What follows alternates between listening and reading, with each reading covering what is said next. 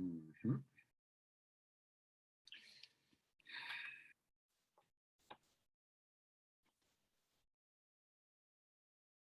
Buenos días, buenas tardes, perdón, a todos.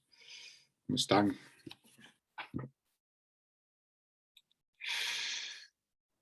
Hola, profesor, buenas tardes. Hola, ¿qué tal? ¿Qué tal a todos? ¿Qué tal a los del audio, los del micro, los del chat? ¿Qué tal Nicolás? ¿Qué tal Yanira? Bueno, creo que ya podemos empezar. Son las 2:07 ya en mi reloj, ¿no?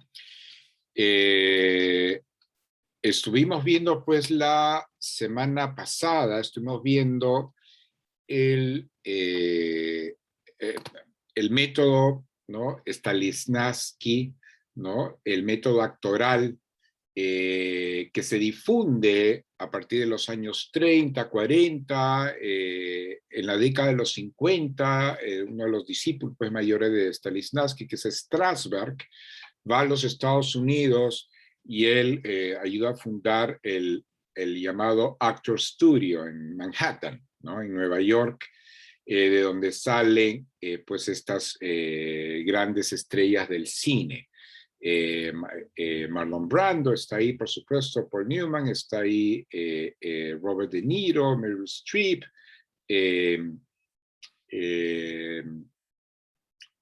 Glenn Close, ¿no? Pero hemos visto básicamente que lo de Stanislavski se centra en lo actoral, ¿no es cierto? Y se ve todo el proceso de hacer teatro como una muy buena se mide el buen teatro en parte por la buena actuación, por supuesto, y en parte también por la importancia de las escenas y de los episodios. Ya la historia lineal no cuenta tanto. Si bien he hablado sobre la importancia, o sea, sobre el método Stanislavski, que es una herramienta y un sistema para la buena actriz, el buen actor, ¿no?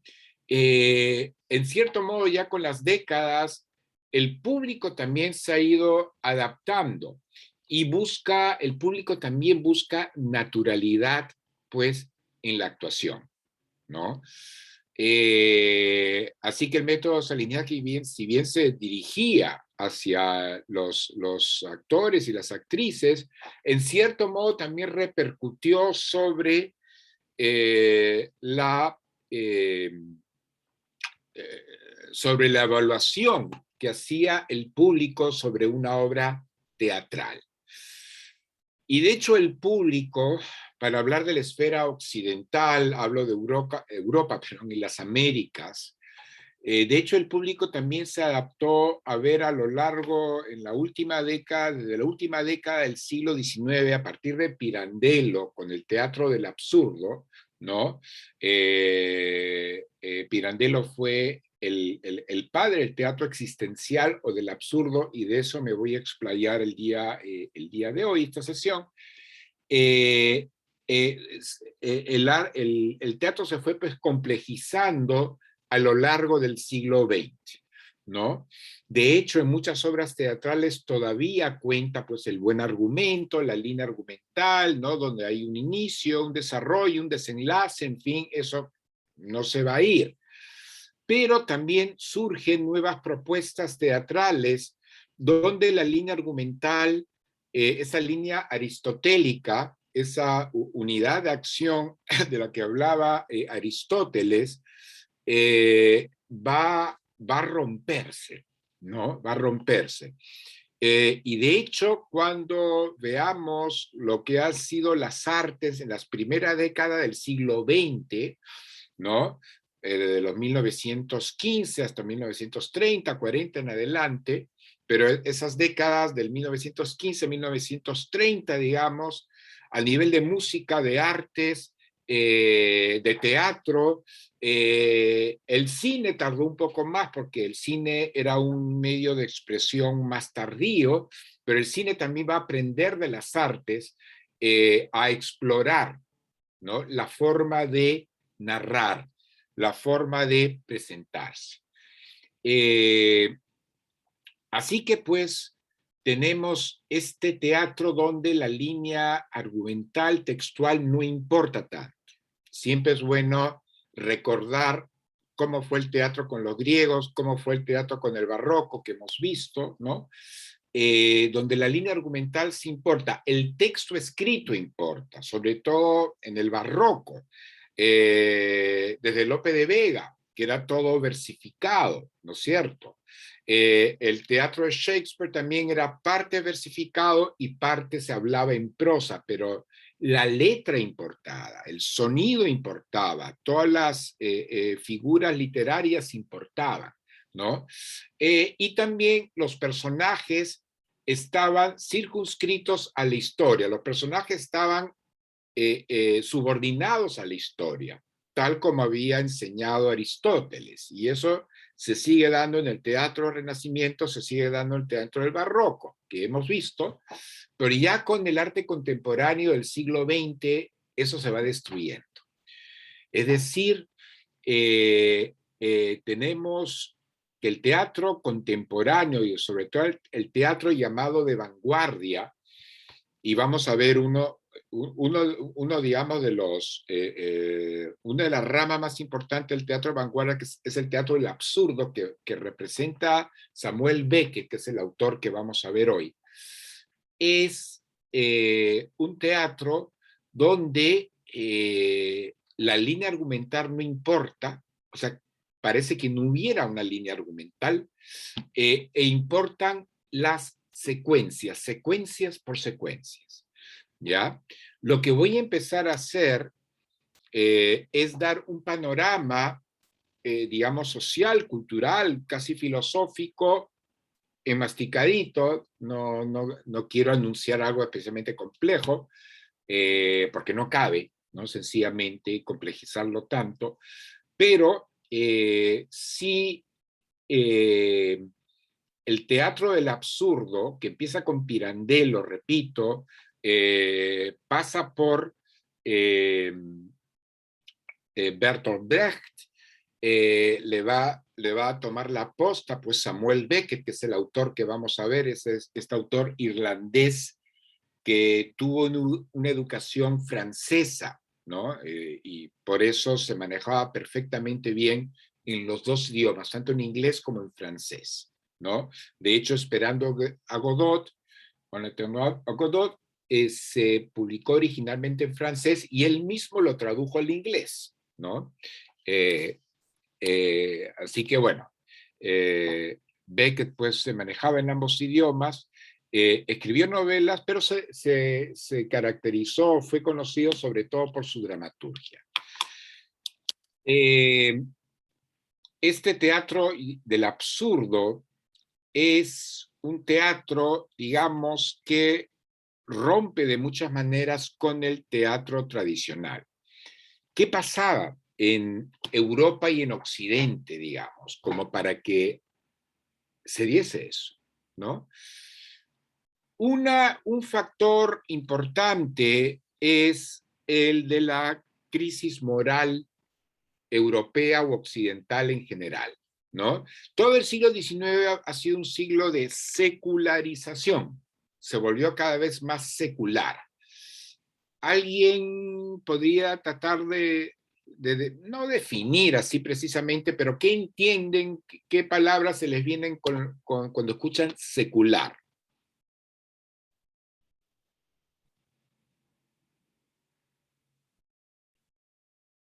Una cultura secular, o el siglo XIX fue un siglo que se fue secularizando, que fue dejando de lado qué gran institución occidental. Una institución, por ejemplo, por la cual mucha gente se reúne en templos los domingos. La iglesia, Ruth, ¿no es cierto? La iglesia. De hecho, la iglesia, pues, católica, cristiana en general, tuvo un gran peso en la historia occidental, un enorme peso, ¿no es cierto? Desde los inicios de la Edad Media, pues, hasta el siglo XVIII y XIX. De ahí, todo el discurso moral del siglo XIX ya fue dejando la idea de Dios. Es decir, para actuar bien o para mal, no necesitamos del discurso eclesiástico. Bastaba con el uso de la razón, ¿no?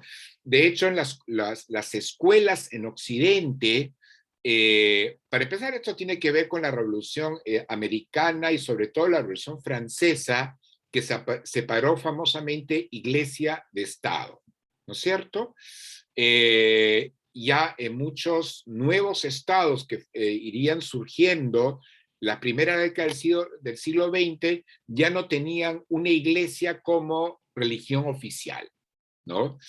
Y la enseñanza de la religión, que era obligada hasta el siglo XVIII, fue dejando de ser obligatoria a lo largo del XIX.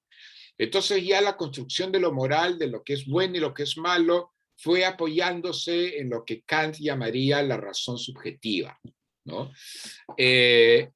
Pero eso también traía consecuencias, porque el discurso moral empezó a relativizarse. No estoy diciendo que todas las personas se volvieron delincuentes, sino que se seguía acatando leyes. Ahora las leyes que se acataban eran las leyes de las constituciones, no de lo que decía el cura o el rabino, sino lo que había que acatar era la ley de las constituciones, la ley, la ley que se emitía desde los parlamentos, pero aún así la mujer y el hombre de las capas medias y altas de Occidente empezaron a cuestionarse sobre el destino de la humanidad, qué sentido tenía, digamos, el vivir.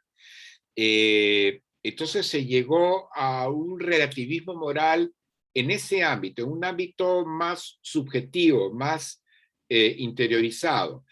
Repito, no es que la gente se haya vuelto un delincuente y cada quien hacía lo que hacía. Existían las leyes, existía la policía, existían los jueces, existían muchas instituciones que velaban por la buena convivencia de las comunidades, de las naciones.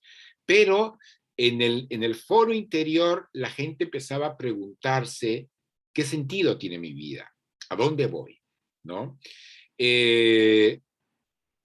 Y ese relativismo, ese no saber el sentido de una vida humana, se fue metiendo al teatro, ¿no? Se fue metiendo al teatro. De manera tal, y se va a ver esto clarísimo con Esperando a Godot, ¿no? En que, y me adelanto un poco a la trama, tenemos a dos protagonistas que se visten como mendigos, que esperan a Godot. El público no sabe quién es Godot, qué relación tienen los dos personajes con Godot, y estos personajes a lo largo de la obra se encuentran con dos o tres personajes que salen de la nada. Y el escenario, y eso lo van a ver en el video que les he colgado, que es una muy buena, hemos tenido suerte con esta muy buena producción de habla inglesa con subtítulos en español, están en medio de una especie de terreno baldío, con montículos de tierra, hay un árbol ahí, un camino curvo, y se acabó. Ese es todo el escenario. Y el público se puede preguntar, ¿dónde están? No hay ninguna alusión a un país en particular, ¿no? Esas son las propuestas también de Beckett en más de una obra. Hay una obra de Días Felices, y con esto doy esta ilustración para que vean cómo se manifiesta de manera tan radical este teatro del absurdo, que hay una pareja de esposos, ¿no? Ella, lo único que uno ve en el escenario es una duna pequeña, y la mujer está enterrada hasta la cintura. No se le ve las piernas, solo se le ve el torso y la cara, ¿no? Y las manos. y conversa con su esposo que está leyendo el periódico y que se mueve un poco por el escenario. La conversación es completamente cotidiana. No explican qué hace esta mujer semienterrada en esta duna, ¿no? Y qué es lo que están esperando. Y conforme pasan los actos, la mujer se va enterrando cada vez más. O sea, se baja el telón y de repente sube el telón una vez más y vemos a la actriz enterrada hasta los hombros, ¿no? Se le ve, digamos, el nivel de la arena está apenas por encima del escote. Y de ahí la mujer va a estar enterrada hasta el cuello, en el tercer acto, ¿no? Y se llama Días Felices. Y mientras sube la arena, ella actúa como si estuviera en la mesa de su cocina conversando con su marido. Y su marido va y viene, saca bártulos de una mochila y no hacen alusión a la mujer enterrada, ¿no? Eh, entonces nos presentan, Beckett nos presenta escenarios vacíos, cosa que habla también de cómo en esa época, en la época, digamos, en las primeras décadas del siglo XX, muchas de las preguntas que se hacían los europeos y los americanos, ¿no? Y hablo de los americanos desde el norte hasta Chile y Argentina, se preguntaban muchas de las burguesías, se hacían preguntas, digamos, no me gusta usar la palabra universales, pero no se me ocurre, ¿no? Las palabras universales, de quién soy, a dónde vamos, preguntas que se podría hacer cualquier persona de clase media educada de Bogotá, ¿no? De Lima, de Toronto, de Nueva York o de París o Bruselas, ¿no? Entonces, son preguntas que flotaban en el ambiente. Había una gran circulación de libros de Europa hacia América y de América hacia Europa. Entonces había como una especie de preguntas en común que se hacían. Entonces, estos espacios que nos propone Beckett son espacios que se pueden dar, estos escenarios que se pueden dar en cualquier lado. No hay marcas que fijen, que nos hagan reconocer, es esta ciudad, es este país, ¿no? Esto, por un lado. El teatro tradicional, y cuando hablo de teatro tradicional no me tengo que remontar a los barrocos, también hablo de parte del teatro del siglo XVIII, siglo XIX. Era un teatro que, como la novela realista también de la que hice mención la semana pasada, ese teatro, esa novela realista tradicional, ¿ya? Era un teatro que tenía que ver, o una novela, o narrativas. Voy a llamar narrativas a todo lo que se exprese tanto en el teatro como en la novela, o el cuento, para el caso, que tenían que ver con conflictos sociales, con fricciones entre grupos sociales, hombres y mujeres, clase media versus ricos, ¿no? Nuevos ricos versus aristocracia. En algunos casos, como en los Estados Unidos, blancos y negros, por ejemplo, que formaba parte ya de las primeras novelas que se darían a conocer en los Estados Unidos en las últimas dos décadas del siglo XIX, primera dos décadas del siglo XX, y va a seguir, ¿no es cierto? No menciono el indigenismo porque el indigenismo, la novela indigenista no fue una novela de ciudad. Los conflictos culturales y raciales que se expresaban en el indigenismo, y muchas veces de forma muy violenta, y hemos tenido grandes expositores en la América Andina, y el Perú es un país destacado, se daban en el ámbito rural, más que en el citadino. Entonces estoy hablando de la novela realista citadina, urbana, que se daba en Occidente. Acá ha habido también, por supuesto, buena novela citadina antes de Vargas Llosa o antes de Bryce Echenique, ¿no? No mucha, ha habido poca, pero la ha habido, ¿no? De hecho, una de las más destacadas es Mercedes Cabello, para hablar del ámbito peruano.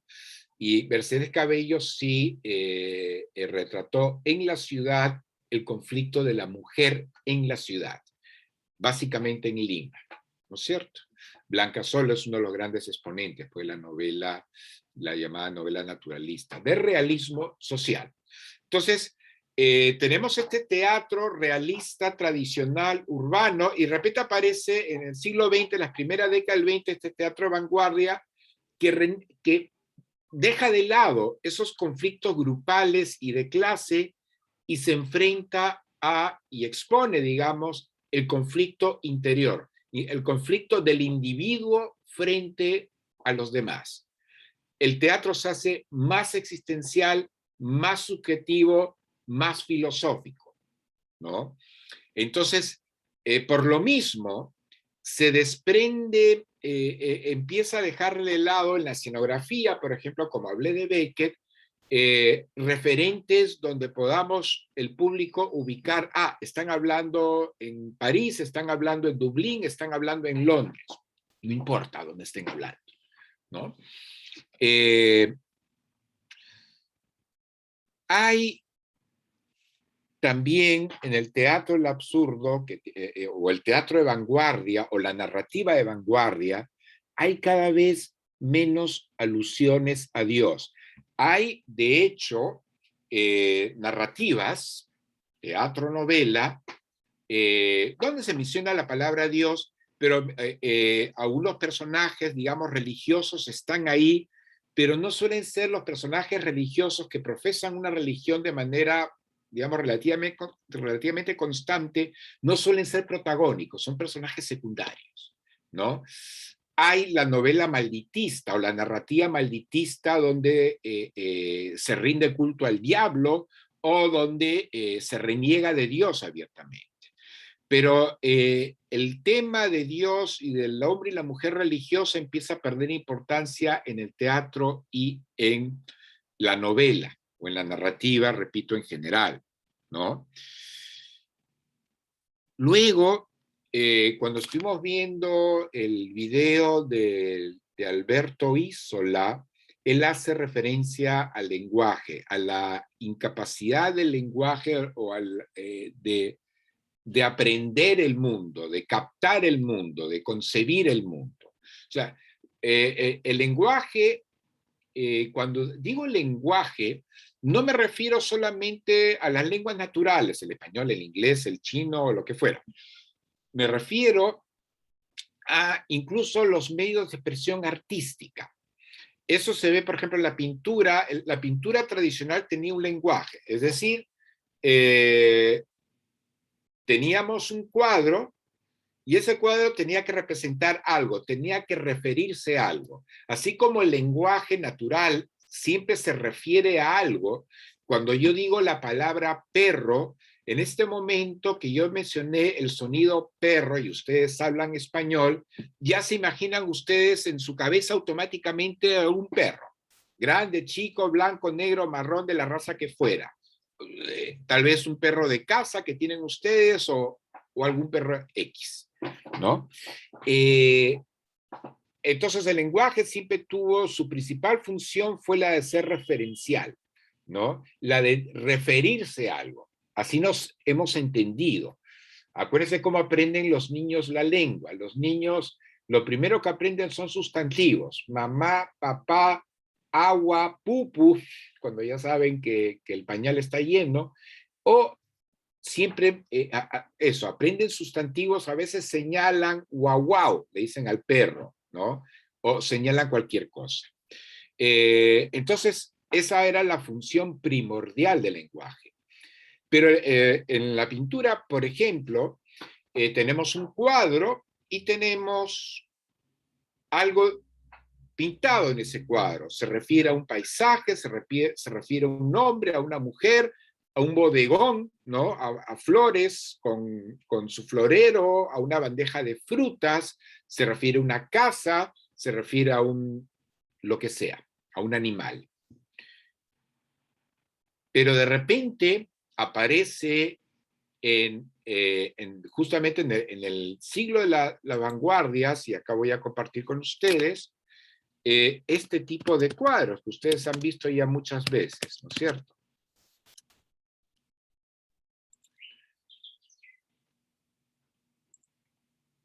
Este tipo de cuadros, ¿no? Ay, caray, iba a compartir y estoy abriendo, voy a compartir pantalla. Este tipo de cuadros, ¿no es cierto? Miren este cuadro de acá, cuando digo que ya el lenguaje artístico, ahora sí voy a hablar del lenguaje artístico, el lenguaje visual, ya empieza a perder referencia. Ven, ven en pantalla pues la figura de la derecha. ¿Qué representa? ¿Qué hace? ¿A qué alude? ¿No es cierto? Y así muchas representaciones del arte abstracto ya no parecen aludir a nada en particular. O sea, ya el arte pierde referencialidad y a veces la pintura o el dibujo sale del marco. O sea, ya el marco no encierra el cuadro, sino hay figuras que parecen salir del marco o salen literalmente del marco, ¿no? Y se explora todo el arte de la vanguardia, ¿no? Con Picasso, con Grau, con Gris, con Miró, con Chagall, en fin, Paul Klee, empiezan a experimentar con materiales y demás. O sea, están preocupados no tanto de lo que refiere el cuadro, sino de cómo se expresa el cuadro. Quieren jugar con el lenguaje artístico. Y así en la música y así en la narrativa, ¿no? En la narrativa y en la poesía. La poesía se adelanta a la narrativa digamos, en no referir de manera radical, ¿no es cierto? Uno de los grandes pues, exponentes es Vallejo, ¿no es cierto? El César Vallejo, que ya desde Trilce de 1922, o sea, en pleno vanguardismo a nivel mundial, hay fragmentos de sus poemas que no sabemos a qué o a quiénes quieren aludir, ¿no? A ver, Vallejo. A ver si esto me da solo para...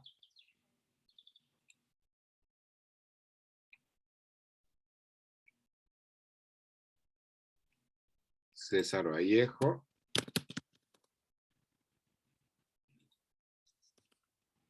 No sé si esto me va a dar al poema, pero bueno.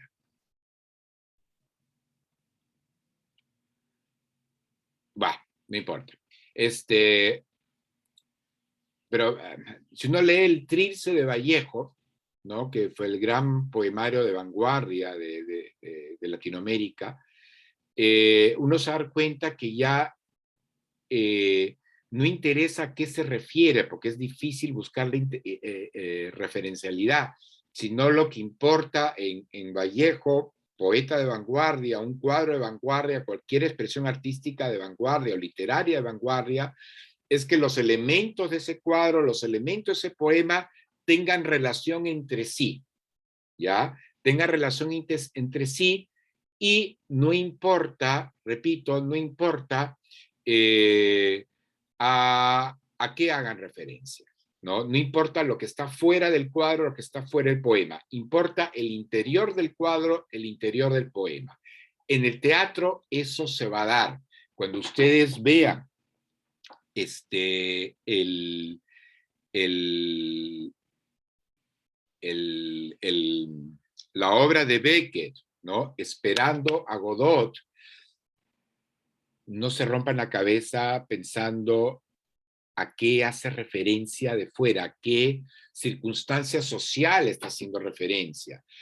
Vemos a dos hombres harapientos, pero tampoco es claro que haga referencia a la pobreza, porque estos hombres, estos dos protagonistas, no hacen una mención muy soslayada de sus carencias, pero no se lamentan de pobreza alguna. O sea, la gente mendiga, la gente muy pobre, indigente, no habla así. Aparte que están preocupados no de comer, sino están esperando a Godot, que nunca sabremos quién es Godot, ¿no? Entonces, ese es el mundo, ese es el entorno cultural, filosófico, de donde brota pues el teatro del absurdo. Y, a ver, sí, voy a, un momento voy a, Gismar, dime. Sí, profesor, tengo una pregunta. Esto de Godot, es que me confundo un poco entre teatro de vanguardia y el teatro de lo absurdo, porque son diferentes, ¿verdad? A ver, no está tan bien delimitado, ¿eh? No, no creo. Algunos hablan del teatro experimental. El, digamos, teatro de vanguardia es más englobador, porque puede involucrar a otro tipo de teatro que no es propiamente teatro del absurdo, pero pueden, a veces en ciertos textos funcionan como sinónimos, Isma, o sea, no te preocupe tanto esa división, Ay, ok. porque hay el teatro, un teatro que se dio, que es teatro de vanguardia también, el Guiñol. El Guiñol es un teatro gore que se dio, pero era una especie de teatro vodevil donde se simulaban, en los años 30 se simulaban en ese teatro asesinatos y torturas, ¿no? Que es el teatro del Guiñol, que algunos quieren incorporarlo a ese llamado teatro de vanguardia, pero la palabra vanguardia es una palabra que abarca mucho, que habla de cómo se rompe, de cómo ciertas expresiones artísticas, literarias, rompen con toda una tradición larga. Y en este caso lo que he querido es apuntar a qué tradiciones se rompían con el teatro del absurdo, justo todo lo que he mencionado, ¿no? La línea argumental ya no importa, importa los episodios por separado, ya no hay referentes, los personajes están en situaciones absurdas, pero como la mujer enterrada en la arena, pero no hacen referencia a su situación absurda. Eh, y el teatro, de hecho, con Pirandello, dramaturgo italiano de las últimas décadas del siglo XIX, con el teatro Pirandello se le llamó teatro del absurdo. Todavía creo que no existía el llamado teatro de vanguardia. Recién la palabra vanguardia va a aparecer en las primeras décadas del siglo XX, después de las primeras obras de Pirandello. Por ejemplo, Pirandello escribió esta famosa obra, 6 personajes en busca de un autor, ¿no? Eran 6 personajes que se aparecían en el escenario y estaban preguntando a otros personajes, ¿dónde está nuestro autor? Yo soy así, yo soy asá, yo soy esto, pero no tenemos autor, ¿qué hacemos? Entonces ya a ese teatro se le llamó teatro del absurdo. Cuando apareció las palabras vanguardias, repito, 20 o 30 años después de Pirandello, ya empezó a incorporarse ese teatro del absurdo a lo que se llama hoy teatro de vanguardia. Entonces, puedes llamarlo de una u otra manera, Gismar. No sé si eso te ha ayudado a algo. No, sí, sí, mejor, profesor. Gracias. Sí, sí, no te preocupes. Entonces, bueno, nada, está este teatro eh, del absurdo que es más interiorizado, no hay conflictos sociales de un grupo humano con otro, sino el conflicto es el de un individuo, hombre o mujer, quien sea, con respecto a su entorno. Hay humor también, mucho humor en el teatro del absurdo, teatro de vanguardia, como quieran llamarlo, pero es un humor no de jajajaja, o sea, no es un humor que te doblas de la risa, sino que hay, puede despertar una sonrisa irónica por momentos, ¿no?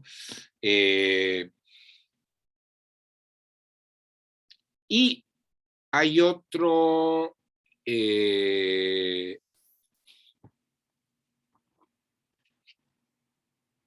hay un factor también interesante que se da con cierto teatro del absurdo, y lo vamos a ver justamente en esta obra, Esperando a Godot, que es el tratamiento del tiempo. El tratamiento del tiempo en Occidente mayormente ha sido lineal. O sea, el mundo empezó en algún tiempo lejano, la historia sigue, la historia del mundo y las sociedades sigue, y va a haber un fin del mundo, ¿no es cierto? Es decir, esto es una propuesta sobre todo judía, ¿no? Judía que lo tomaron los cristianos de un fin del mundo, un fin de la historia, ¿no? Hablamos en el mundo ya propiamente cristianos, hablamos de un juicio final, ¿no es cierto? Los judíos hablan de una Jerusalén celeste, ¿no? Entonces hay una línea de tiempo. También en la vida de un humano es lo mismo, ¿no? Nacemos, vivimos, morimos, y de ahí pues a dormir hasta la llegada del juicio final. Así incluso la vida individual, o sea, nuestra vida biológica termina obviamente con la muerte biológica, pero de ahí estamos como una especie de stand-by hasta que llegue el juicio final. Sin embargo, en otras culturas el mundo es cíclico. Y ya desde el siglo XIX, muchos occidentales empezaron a mirar con interés otras propuestas de vida o de vidas que se daban en otras esferas culturales, sobre todo en Asia, ¿no es cierto? El concepto de la reencarnación, por ejemplo. El concepto de el tiempo circular, ¿no? Donde estamos nosotros los seres humanos, según esas concepciones, digamos, asiáticas, estamos condenados o somos privilegiados por vivir eternamente varias vidas, ¿no? Y no nos acordaremos de la vida anterior.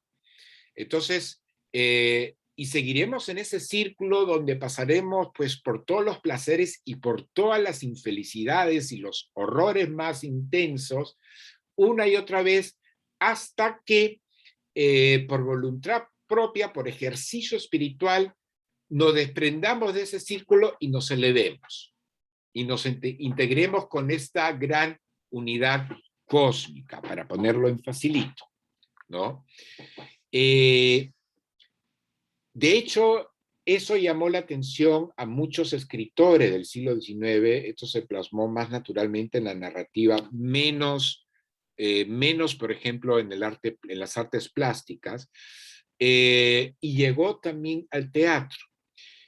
Cuando veamos, pues, cuando ustedes vean Esperando a Godot, van a ver, pues, que el inicio de la obra, las primeras escenas de la obra, se parecen a las escenas finales de la obra. O sea, la obra se desarrolla de una manera circular. Los dos protagonistas esperan a Godot, y al final de la obra, los dos protagonistas van a seguir esperando a Godot, ¿no? En el mismo escenario, ¿no? Entonces, la circularidad, digamos, de existencial, o la circularidad del absurdo, este es un teatro llamado también existencial, trata el tiempo como una circularidad, así como en los asiáticos, pero en esta narrativa, en este teatro existencial, o del absurdo, o de vanguardia, como quieran llamarlo, en este teatro no va a haber una fuga, no hay salvación. Vamos a vivir, o sea, vamos a, digamos, a experimentar en el día a día, en la interacción con los demás, vamos a pues vivir episódicamente. Recordemos que no la tenemos muy claro los occidentales, el cual es nuestro objetivo último. O sea, tenemos que vivir un día a día, ¿no? Sin que sepamos a dónde nos conduce nuestro actuar de ese día a día, ¿no? Y eso lo vamos a ver en estos dos protagonistas que actúan de manera secuencial, esperan a Godot, ¿no? Pero solo les importa lo que acontece el día a día, ¿no? Desde sacarse el zapato, desde colgarse o no de un árbol, me mato o no me mato, conversan de todo tipo de cosas sin llegar a desarrollar nada a fondo, ¿no? Se encuentra con unos personajes y les interesa la actitud, digamos, de los personajes. Hay, por ejemplo, un personaje que es un hombre mayor que tiene un tipo jalando, tiene a uno, su compañero, digamos, está jalando unos bultos de él, está encadenado a esos bultos, no sabemos qué hace ese hombre encadenado a esos bultos, y nuestros dos vagabundos, nuestros dos personajes, le hacen preguntas inmediatas sobre qué está haciendo, a dónde va, qué sabe hacer el hombre que está encadenado a estos bultos, y no le preguntan qué hace ese hombre encadenado a esos bultos, ¿no? No hacen la pregunta, no hacen preguntas obvias que serían obvias para nosotros, no la hacen. Se mueven dentro de un mundo del absurdo. Y las circunstancias más inusuales parecen ser aceptadas por todos los personajes con naturalidad. Así es. Yo lo que quiero hacer con ustedes es, voy a proyectar unos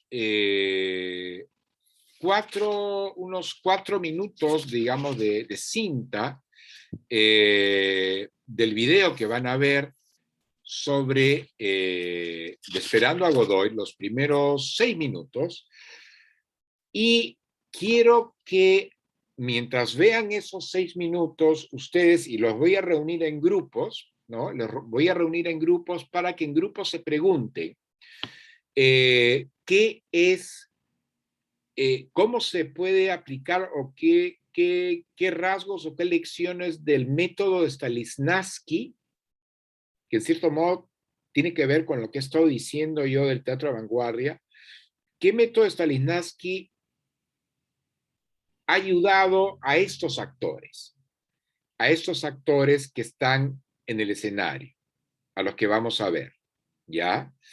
Entonces esa es la pregunta, ¿no? ¿Qué elementos o qué lecciones del método de Stanislavski han ayudado a estos actores a los que van a ver en unos segundos? Entonces voy a ponerme en YouTube.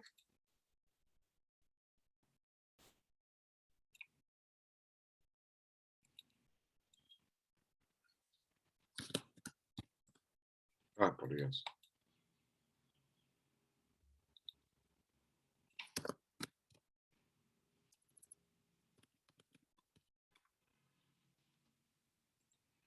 Esperando a Godot.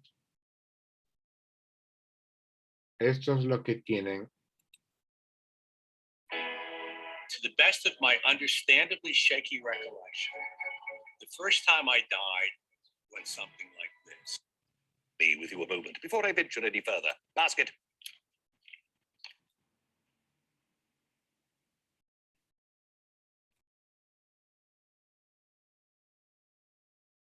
Esta es la obra. Creo que, ya, a ver, voy a ver si están los subtítulos. Todavía no hablan nada.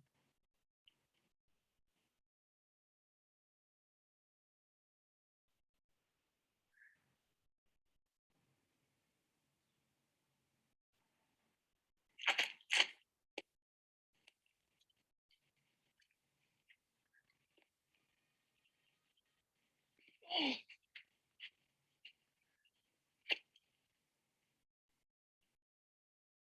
sea, miren ese escenario, es todo lo que hay.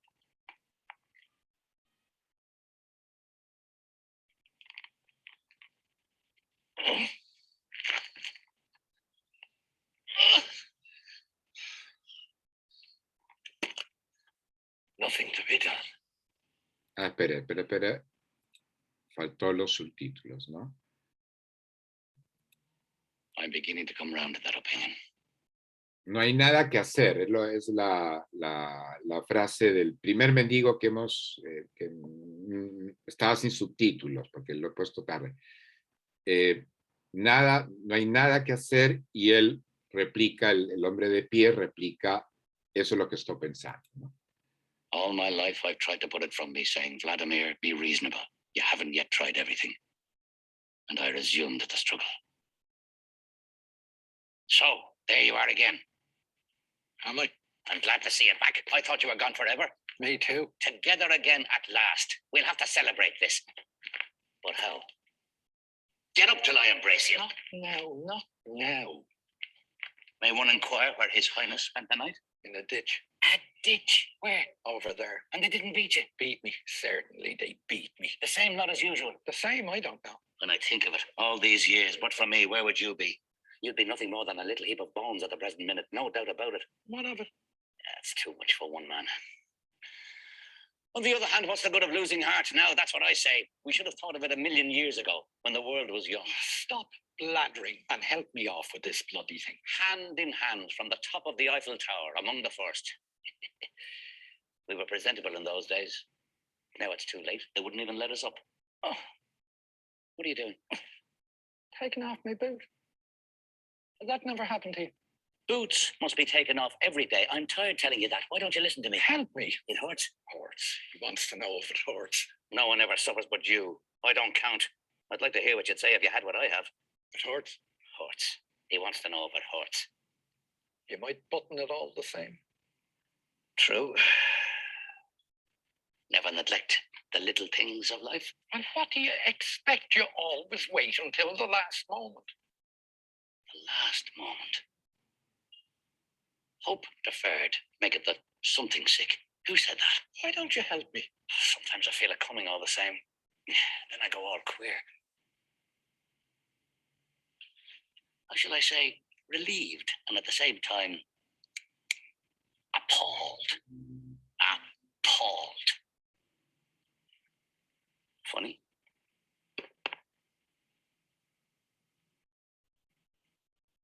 Nothing to be done. Well, nothing. Show.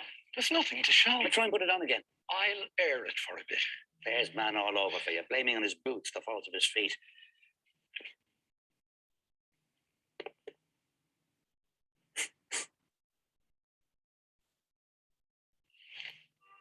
This is getting alarming.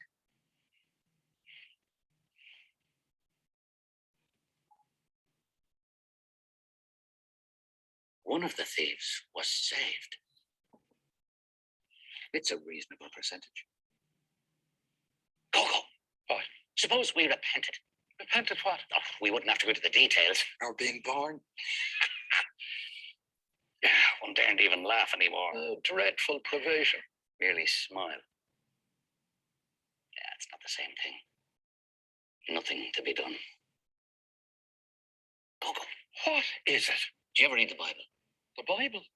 Yeah, I must have taken a look at it. Do you remember the Gospels? I remember the maps of the Holy Land. Colour they were. Very pretty. The Dead Sea was pale blue. The very look of it made me thirsty. That's where we'll go, I used to say. That's where we'll go for our honeymoon. We'll swim. We'll be happy. You should have been a poet. I was. Isn't that obvious? Where was I? How's your foot? Swelling visibly. Ah, yes, 2 thieves. Do you remember the story? No. Shall I tell it to you? No. It'll pass the time. 2 thieves crucified at the same time as our Saviour. Our what? Our Saviour. 2 thieves. One is supposed to have been saved, and the other damned. Saved from what? Hell. I'm going. And yet, how is it? This is not boring you, I hope. How is it that of the 4 evangelists, only one speaks of a thief being saved? The 4 of them were there, or thereabouts, and only one speaks of a thief being saved. Come on, Gogo, return the ball, can't you, once in a way? I find this really most extraordinarily interesting. 1 out of 4. Of the other 3, 2 don't mention any thieves at all, and the third says that both of them abused him. Who? What's all this about? Abused The who? Saviour. Why? Because he wouldn't save them. From hell. Imbecile, from death. And what of it? And the 2 of them must have been damned. And why not? But one of the 4 says that one of the 2 was saved. They don't agree, that's all. There's to it. But all 4 were there, and only one speaks of a thief being saved. Why believe him rather than the others? Who believes him? Everybody. It's the only version they know. Oh, people are bloody ignorant apes.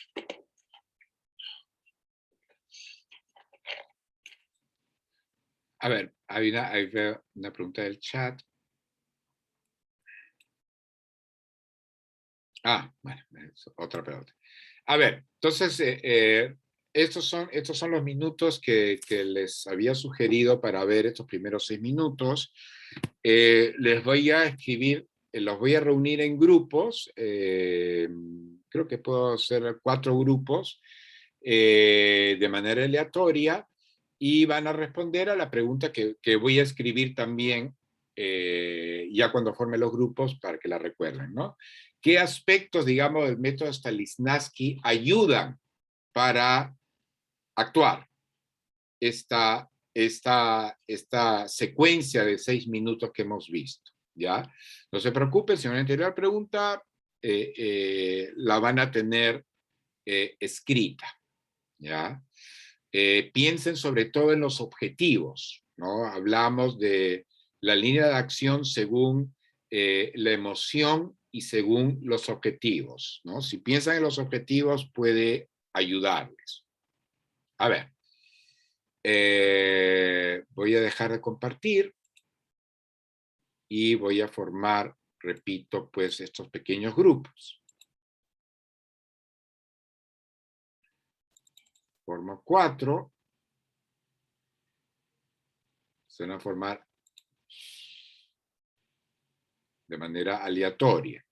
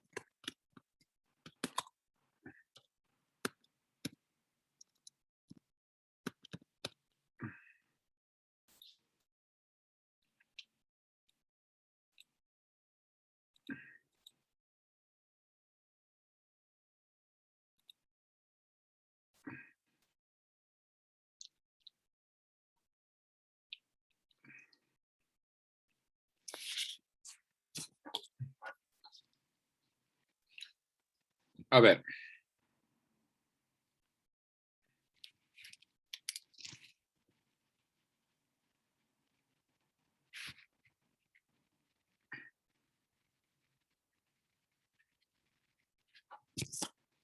A ver, chicos. ¿Qué tal? El video.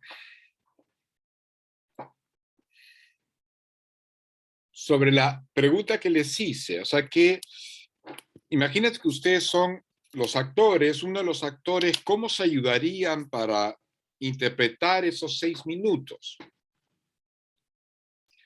¿Qué parte del método podrían aplicar ahí? Si no, nada del método en particular, al menos pueden sugerir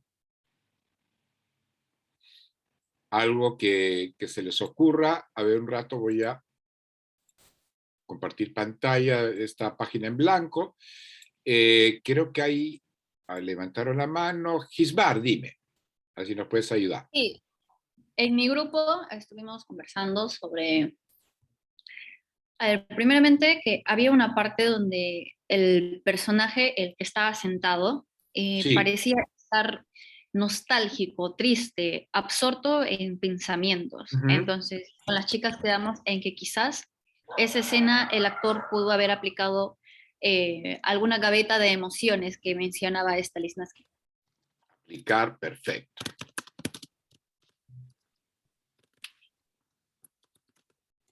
Emociones con el personaje sentado, ¿no? Ahorita se me ha ido sentado. Y Sí. la persona que estaba parada en algún momento parece como si tuviera un pequeño objetivo, que es que la otra persona, la que está sentada, le prestara atención. Entonces, en ese caso, se podría aplicar eso de que la acción nos mueve. Entonces, al accionar esa pequeña parte de querer obtener su atención, puede ser que ahí haya aplicado el actor eso para poder, gracias a ese objetivo, el actor hizo sus acciones. Ya, perdón, ¿cuál es, que ahorita está, qué objetivo era el que decías? En este caso sería una línea, ay, un momento. No, sí, no, pero sí, te entendí, la línea de acción, el objetivo. ¿Cuál es el objetivo a corto plazo que sugerías para el actor? Ah, que le prestara atención. Que le prestara atención, ¿no es cierto? Ujú. Creo que es el personaje Vladimir, se llama Vladimir, busca, ¿no? Que Estragón es el que está sentado, Estragón le preste atención, ¿no? Perfecto. Sí. Ya está. Ujú. Sí, no, muy bien, muy bien. Has dado dos puntos claves que creo que pueden apuntalar. ¿Alguien que quiera añadir algo? ¿Alguna otra sugerencia? Por ahí alguien que se le ocurra. Ya. El que está de pie se llama Vladimir y el que está sentado se llama Estragón, por si acaso.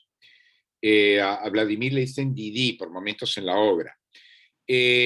Efectivamente, tú puedes ser Estragón y no tienes idea, no puedes no saber cuál es el objetivo último de tu personaje. ¿no? Pero puedes apelar a la gaveta emocional.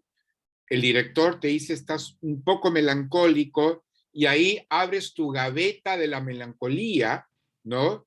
Y vas a poner una cara melancólica, vas a recordar a un hecho triste de tu infancia, de tu adolescencia, o en cualquier momento de tu pasado, que te va a llevar a la tristeza. Entonces importa, por el momento, que tú estés triste, ¿no? Y estés sentado y estás triste. Puedes no saber exactamente qué es lo que le pasa a tu personaje. Puedes no saber qué es lo que le pasa a Estragón. ¿Por qué está triste Estragón? No lo sabemos. Pero importa que tu cara esté triste. Es un poco la cuestión casi esquizoide aquí. A ver. Bueno, están chateando ahí. Ok. Y por otro lado tenemos el personaje, digamos que está de pie, que es Vladimir, está buscando que Estragón le preste atención y gesticulas como para que te preste atención. Gesticula con las manos o giras alrededor de él, ¿no? Que es lo que efectivamente hace el actor cuando quiere captar la atención del hombre que está sentado, ¿no? Se puede, sin embargo, plantearse objetivos a largo plazo de manera ficcional. Eso lo puede ser el actor, ¿no? ¿En qué situación natural, digamos, ustedes esperan? Esperan horas. No pueden irse de un lugar porque tienen que esperar. ¿Cuál es la situación convencional de espera? En el mundo natural, no están ahora un descampado, no están esperando a Godot. Trámites, ¿no es cierto, Sebastián? Trámites. Entonces estamos en un ministerio y no podemos movernos en la sala hasta que el tramitador nos entregue los papeles que necesitamos, ¿no? Podemos estar en un aeropuerto, podemos estar en una estación de tren y no nos podemos mover porque el tren o el avión se van en cualquier momento. No es que me voy al cine mientras espero el avión, no puedes salir del aeropuerto. A realizar pagos también, ¿no es cierto? Entonces también uno puede plantearse eso. Ellos, digamos, suponen que los personajes están esperando a Godot, pero un actor o una actriz puede hacer que está esperando a un avión y puedes pasearte de un lado a otro con una cierta impaciencia. O sea, el actor está pensando, así me comporto yo en los aeropuertos cuando hay demoras con el avión. Me muevo de esta manera, miro a la gente de una determinada manera. Eso es lo que me puedo imaginar. Recordemos lo que dijo es el dramaturgo argentino que aparece en el video también de la semana pasada, cuando habla del sí mágico. ¿Cómo sí? Yo actúo como sí. Y acá el actor puede acudir a su propia imaginación. Voy a actuar como si estuviera un aeropuerto, ¿no? Y gesticulo, me paro, me siento, lo que fuera, como si estuviera en un aeropuerto. A pesar de que ni Vladimir ni Estragón están propiamente en un aeropuerto. Pero el actor puede acudir a eso, a esa estrategia, ¿no es cierto? ¿No? Y también mientras esperan, pues hablan trivialidades. Cuando digo trivialidad, no significa que sean unos tontos, sino que no hablan de cosas muy serias. Sin embargo, fíjense que tocan el tema de la religión. Y Vladimir le pregunta a Estragón si ha leído los evangelios. Y los evangelios, los textos de los 4 evangelios, son libros pues, que tienen una gran reputación en el mundo cristiano. ¿Y qué le responde Estragón?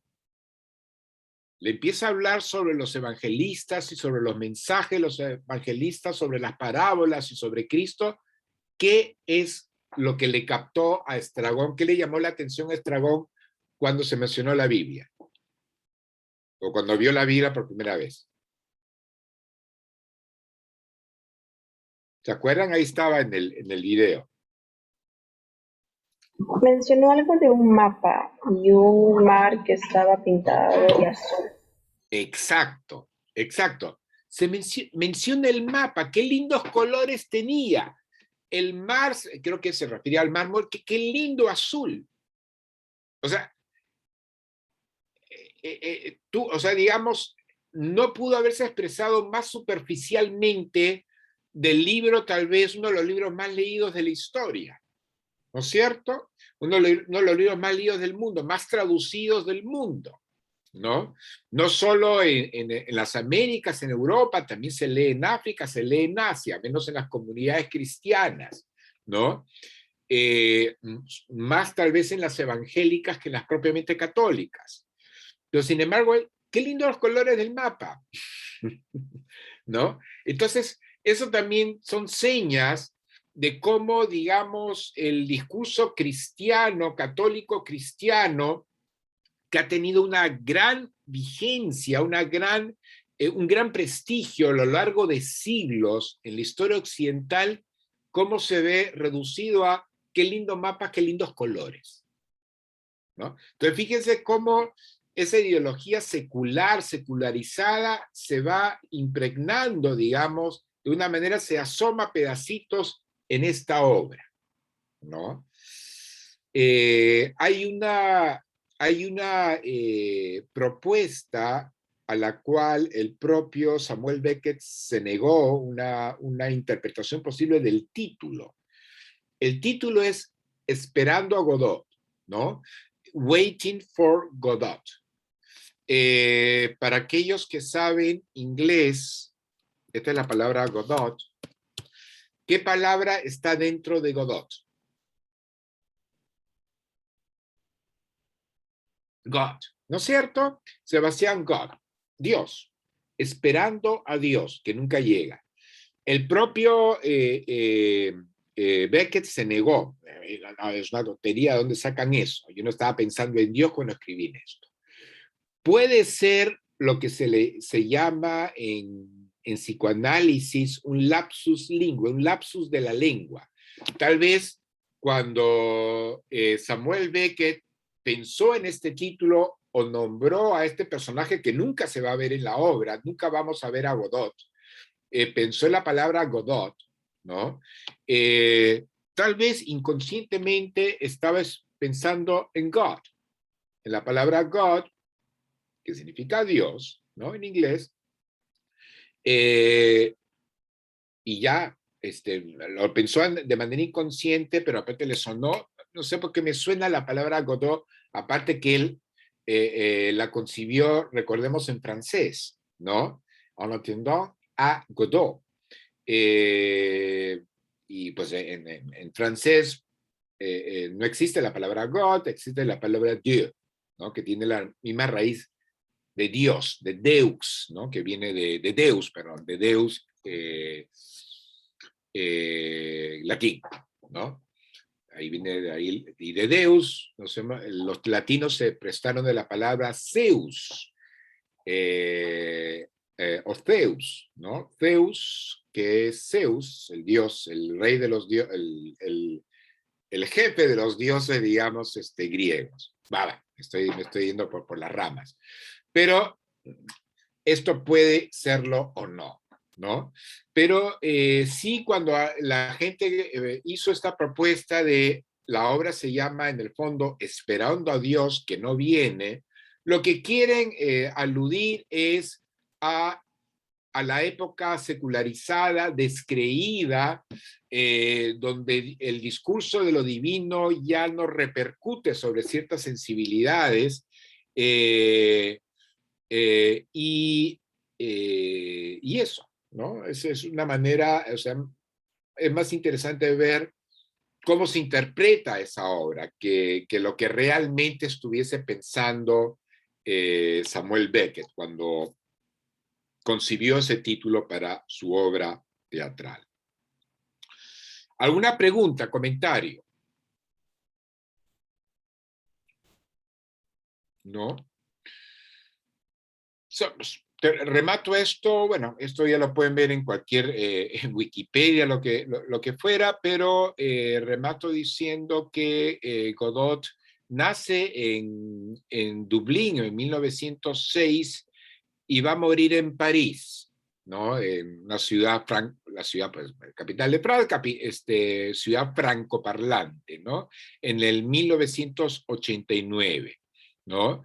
Él va a ganar el del Nobel de Literatura, me corrijo, en 1969, ¿no? Y de hecho, Esperando a Godot es su obra más comentada, ¿no? La que ustedes van a ver, ¿no? Él se crió en Dublín, en una familia de clase alta dublinense, de Irlanda, y, repito, él se educaría en un colegio francés. O sea, de hecho, ya dominaría tanto el francés como el inglés.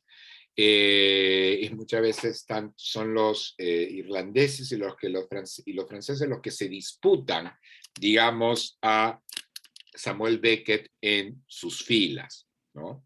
Y eso es básicamente lo que quería, pues, decir de Beckett. Entonces, lo dejo acá. Ya la siguiente clase, ya ustedes van a ver, ya ven el video por su cuenta. Una vez que hayan visto el video, si tienen algo que preguntarme, pues me lo pueden preguntar la siguiente clase, porque ya la siguiente clase, el jueves, vamos a ver la siguiente obra, ya la última obra, que es Pájaros de Fuego. Y sí les advierto que no, por cuestiones de derecho de autor, no puedo colgar el video en